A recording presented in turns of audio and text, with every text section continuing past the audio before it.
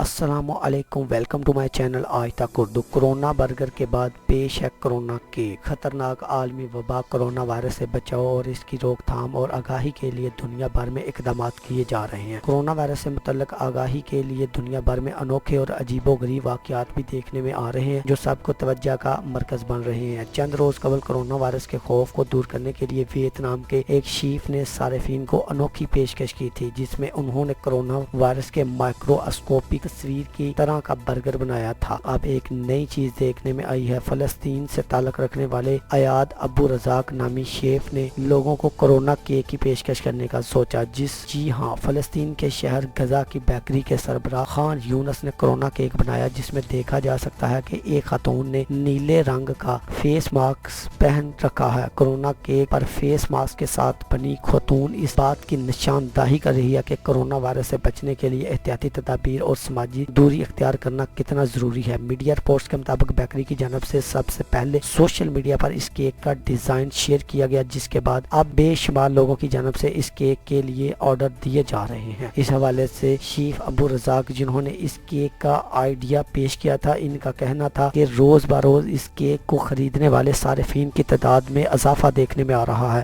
انہوں نے زور دیتے ہوئے کہا کہ ہم اس وائرس کے خطرے کو کم تو نہیں کر سکتے لیکن ہم اس حوالے سے لوگوں کو سماجی دوری اختیار کرنے کا شعور ضرور فراہم کر سکتے ہیں۔ ابو رزاق نے مزید کہا کہ ہمارا اسٹاف مکمل حفاظتی اقدامات کے ساتھ کیک کی تیاری کرتا ہے۔ خیال رہے کہ غزہ میں اس وقت کورونا وائرس سے متاثرہ 12 افراد کی تصدیق کی جا چکی ہے جنہیں کلم آئسولیشن میں رکھا گیا ہے۔ اگر آپ کو یہ ویڈیو پسند آئے تو ویڈیو کو لازمی سے لائک کریں اور اس انفارمیشن ویڈیو کو اپنے فیملی ممبرز کے ساتھ مختلف ویب سائٹ مختلف سوشل میڈیا پر شیئر کریں اور آج تک اردو کو لازمی سبسکرائب کریں اور بیل آئیکن دبائیں تاکہ لیٹسٹ اپڈیٹ آپ تک پہنچ سکے۔ تھینک یو، اللہ حافظ۔